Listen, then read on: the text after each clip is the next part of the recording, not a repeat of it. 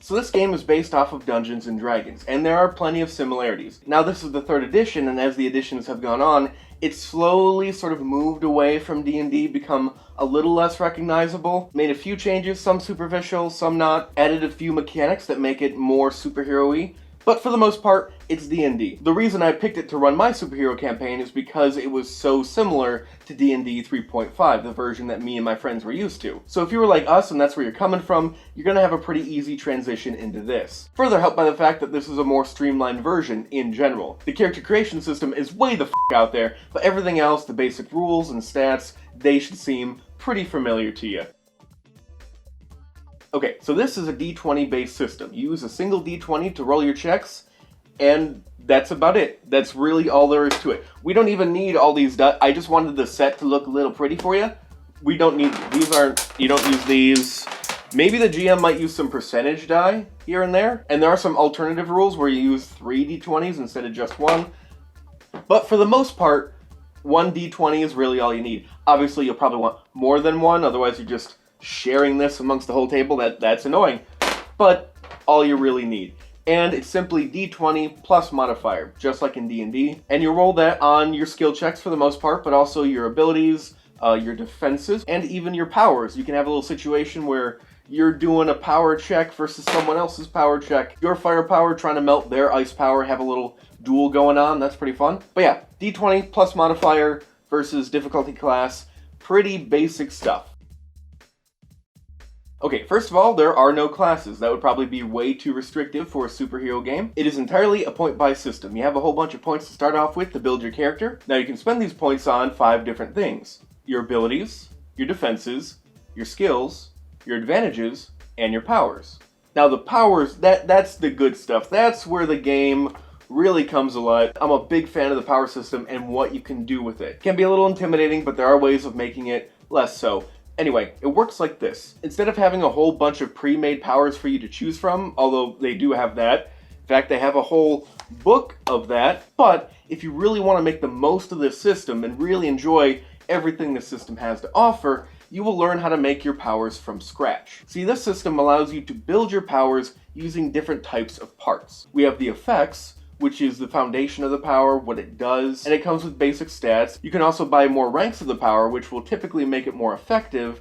Sometimes it will change it entirely, but for the most part, it'll just make it more effective. A higher rank damage effect will do more damage, and a higher rank flight effect will allow you to fly faster. But that's just the start of it. We also have 2 different types of modifiers, extras and flaws. Extras make the power more expensive, but better. Flaws make it worse, but cheaper. Increasing or decreasing an attack's range, making it area of effect, making it tiring or unreliable. You can allow your power to ricochet off walls, making it easier to hit people. Or you can make it contagious, so the effects will spread from one enemy to another. A lot of fun stuff you can do. So many extras, so many flaws, so many effects, and you can mix these in all sorts of different combinations, creating the exact power and exact hero that you want to make. I've honestly never had more fun building characters, but to make the most of the system, you really have to know all of the options that are at your disposal. And you have to be used to sometimes thinking in kind of an abstract way in order to make the power you want to make. I know what I want to do, but how do I do that? There is a supplement book which makes it a bit easier,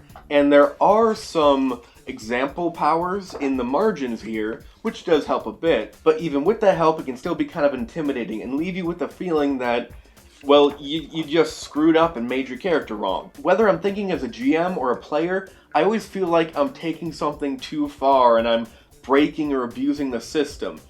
All the time. I'm just constantly uncertain in playing this game. Your mileage may vary, of course. This could just be a bit of my own personal hang-up. I like more crisply defined boundaries and barriers. Playing within those barriers is a whole part of the fun for me. And this game really depends on the player to set their own. Most people probably aren't going to want to take the time to really learn this system. Luckily, probably realizing that, they came up with so many tools which help you create your character. First of all, we have the archetype section.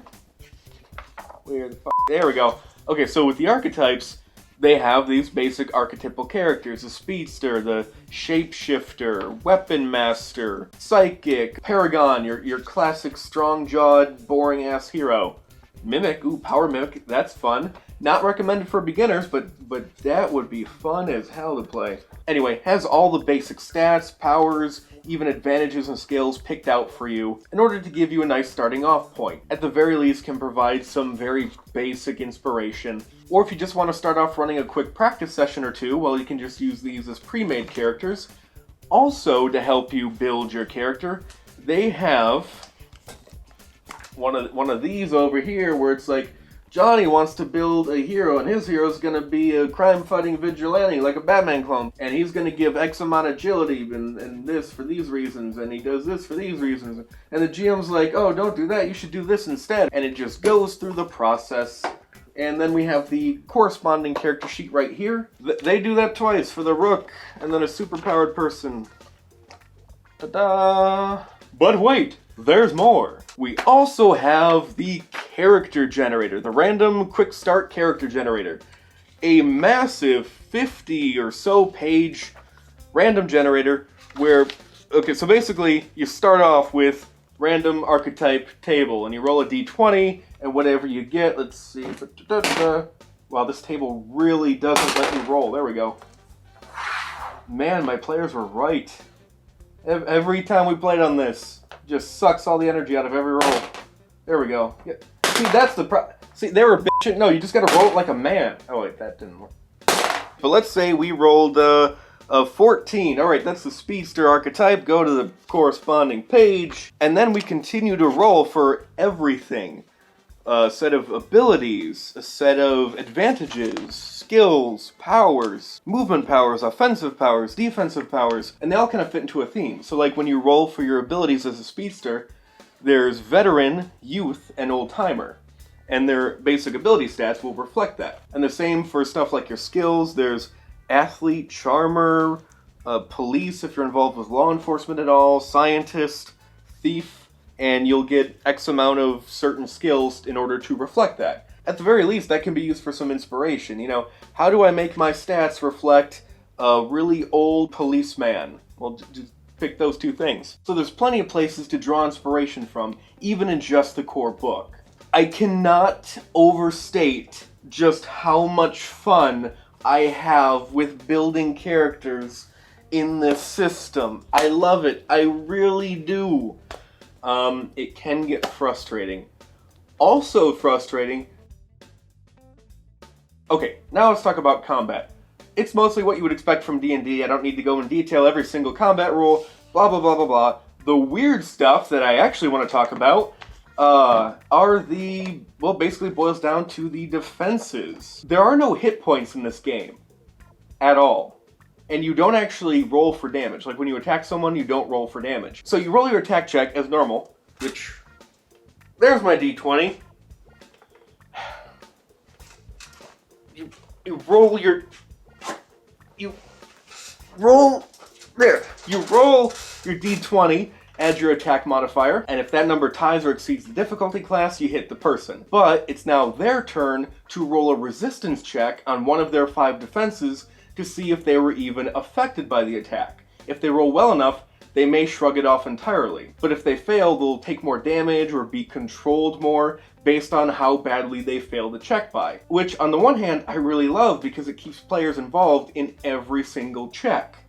On many other hands, I kind of hate it. One, because it keeps the GM involved in every single check. I'm rolling my dice every time I'm attacked, assuming I'm hit. And that just gets annoying. The GM already has enough stuff to deal with. I don't need more things for me to do. But that's just one minor annoyance. The big annoyance I have with this is that it makes attacking feel toothless. Because when you're playing D&D, you roll, you grab your D... I should really pick that thing. Where is it?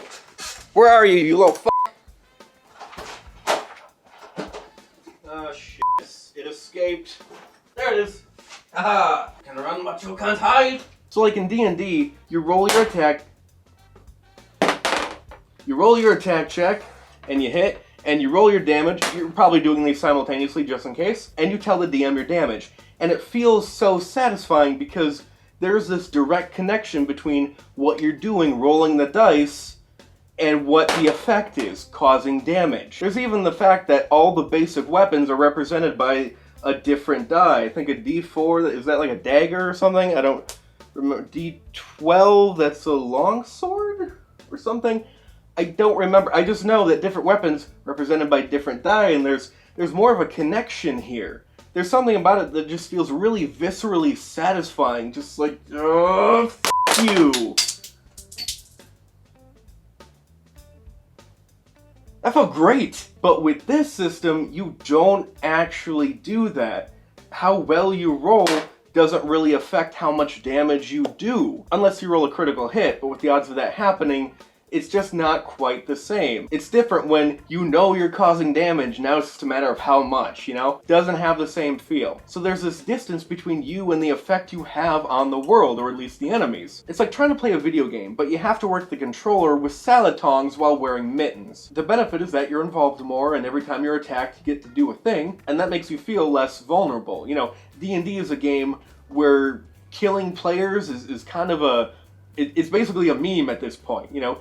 DMs kill players. It's just a thing they do. It's gonna happen, and your mileage may vary, but some campaigns start with the DM telling a player to have a stack of characters ready to go just in case. It's usually not that extreme, but either way, in most cases, D&D is meant to create a dangerous world for you to explore. And so when you're in combat and someone's attacking you, it makes sense for you to just wait there for the GM to spank you. It leaves you feeling kind of vulnerable, good for a dark, more grounded setting. Not typically the type of setting for a superhero game. So while that part makes sense for a superhero game, it's at the expense of the punch and fun and excitement that combat of a superhero game should have. Another crappy thing about combat is, as I said, there are no hit points. You don't have a limit, and then you exceed that limit, and then you faint or die or whatever. Instead, you roll a resistance check when you're hit with damage. And if you roll poorly enough, you can take various status effects, which will screw you over a bit, but you also can just get knocked out, even on a single hit. As a GM, that can be really hard to build encounters with. It just ends up being too random for my taste. Too hard to really predict how any given encounter is gonna go, even leaving a whole bunch of room for error. I want to have a bit more of an understanding of how a particular encounter might go. I ran a campaign of this for about 10 months, and then I ran Edge of Empire for about, I think it was the 3rd session. By the end of that 3rd session of Edge of the Empire, I felt like I had a better understanding, and I felt more comfortable GMing that game. Even improvising encounters as the player went off the rails doing whatever, it felt easier and more intuitive to improvise and just overall GM that game after only 3 sessions than this system of 10 months. Now again, your mileage may vary. I could just be a big fat stupid dumbhead idiot person, but I got a lot of beef. Got a lot of beef with this game. But I love it so much. I love so many things about it. I really do. Oh yeah, and you know, there's a place for equipment, armor, vehicles, weapons, space vehicles, special vehicles, mole machines, time machines. You can build your own headquarters, add things like defense systems, death traps, gym, laboratory, library. Not all of these things have some sort of stat bonus or, you know, do a thing. Some of them do, but either way, there's a whole bunch of rooms you can add to your little hero layer. There's even a few sample headquarters, and even a system for crafting, which, it's fine. I don't know. The thrill of crafting can't really exist in this game. I mean, the power system is the crafting system, really. There is no, you rolled better, so you made a better thing. You can add more features to the thing you made. So, the crafting or inventing, as they call it, doesn't really interest me that much. You basically just get a temporary power that you built. That's about it. The game does come with 2 adventures. One, which is a paranormal theme. There's monsters and werewolves, and if your campaign isn't big on magic, you're SOL. They also have one involving an alternate dimension where everyone is apes, including the superheroes, and this may or may not be a bit too silly for the campaign you're trying to integrate this adventure in. Luckily, it's actually not that hard to kind of reskin it, and maybe the parallel dimension is just a parallel dimension with other heroes. Plus, it's got a really classic start. There's a heist on the top of a skyscraper with all these different villains, this team of villains that you've got to stop. Very awesome, classic superhero type stuff. It's 2 free adventures. Odds are at least one of them is going to fit in with your campaign, if the other one doesn't.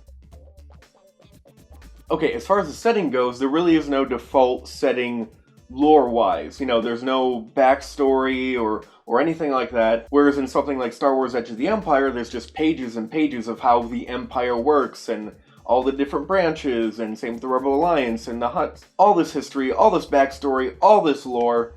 Here, I think there technically is a default setting of Freedom City. Emerald City is another one. I believe they're two separate universes.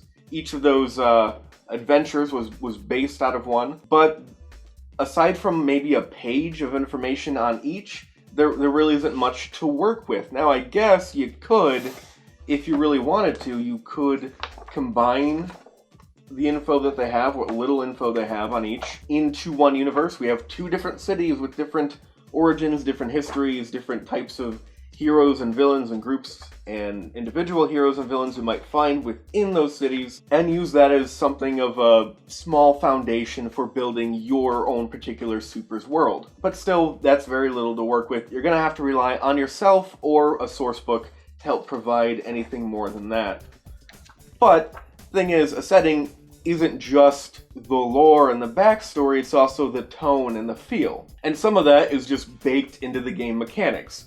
The way combat works, at least the recommended power level, because there are no levels in this game, you don't really level up, it's more the campaign has a power level, and every player is at that power level, and that power level determines the limits of your powers and defenses and all that. And when you're at the recommended default power level of 10, your checks are going to be more affected and dependent on your modifier, or at least are more likely to, than the die itself. Which means at that power level and higher, you're less likely to get one-hit knockouts for your players or main enemies. So the lower your power level, the more grounded, realistic, and dangerous it's going to feel. The default setting isn't overly grounded and serious. It's, well, I mean, just look at it. Just look.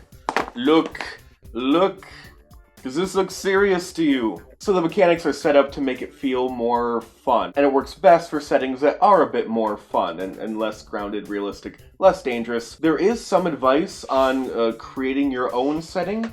Very little, but there's some. There's even... Where the is it? I think it's red. Oh, that's a great thing about this book, a minor thing, but great. Like, look, it's a color-coded binding. It is so easy to find your way to the different sections. Hey, Steve, where's this thing? Oh, it's in the first half of the yellow section. That's so easy. I love that. I wish more games did that. I love it. Oh, right. They have some information on different types of universes you can create, different time periods, like modern day, historical, futuristic, and then there's a little bit on different styles, like dark, light, or something in between. And then they have a couple examples of different combinations of that. Like Homefront Heroes, an old-timey World War II setting where you can go on the front lines and behind enemy lines. And then there's a paragraph on that particular setting. Not a lot of information on creating your own setting. Everything I said is 2-3 pages. They also have some supporting characters and animals to incorporate into your campaign, which I find to be pretty freaking useless, to be honest. I mean, yeah, I guess it gives me an idea of what your average police officer's stats might be, but just look at these stat blocks. It's just this big old, it's just a blob of text, and it's so obnoxious to look at. I have to rewrite all this crap into my own notes in a way that's less obnoxious to sift through. So, should you buy good old M&M 3rd edition?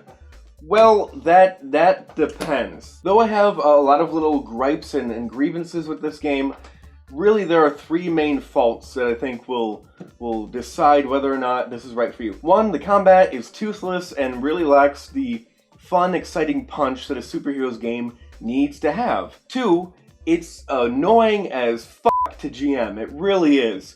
I hate it, and that makes me sad because I really want to be a player, but there's no way anyone in my group is going to be bothered to GM this game ever. D&D or any other game I've looked at definitely looks like it'd be less of a pain in the ass than this game for as far as GMing is concerned. And even though the basic rules are pretty streamlined, the character creation system is complicated and complex enough that it's hard to recommend this game without also recommending power profiles and seeing it as a necessity, especially if your group is a bit more on the casual side or doesn't really have the time to, or typically doesn't buy a book of their own and take the time outside of the session to learn and understand the game and to work on learning the system. Then power profiles becomes even more necessary, and it feels less like a perfectly decently priced, $34, maybe like $40 core rule book. Like that's perfectly fine. It feels like you're getting your money's worth, to feeling more like a $70 game, which is a whole different story. I like the game. I do. I really do. And I want to love the game. I do. I really do. But I just can't. So if you're in a situation where you are playing with a lot more casual players or players who don't have a lot of time outside of game day to work on learning the game, and you're kind of on the fence about it, you're not quite itching to play this game, well, in that case, it is probably a pass for you. That hurts to say, it really does. Because, there's so much to love here. I love making characters. I want to play one in a campaign so very, very bad. Unless you're the type of person that just salivates at the rabbit hole I described of the character creation system, and you really want to dive into it and really learn how to get good at making powers, all these weird, wonderful powers and wonderful, weird characters, unless you are chomping at the bit for it, maybe wait for another superheroes game, maybe research a bit more. I got another superheroes game, actually made by the same company, a bit cheaper, a bit simpler, similar, but a bit more accessible in some ways than this one is. Icon Superpowered Roleplaying. I'm looking into that. I'll do a review on that soonish, and I'm looking into doing reviews on other superheroes games. Unless the good things I've said have talked you off the fence and onto the side of really wanting to play this game and really being excited about it, it's hard to recommend. It's a fun game. I did like it. I don't regret buying it. I don't regret the time spent playing it. But yeah, the more RPGs I look at in general, the more I see the flaws, and it makes me sad. Anyway, that's my thoughts. If you like this video and you want to see more, come back every Monday, Wednesday, Friday for a new video, and share this video with other people who might enjoy it. The more this channel grows, the more successful it is, the bigger audience it gets, the more likely it is to, you know, continue to exist. So, any help with that would be great.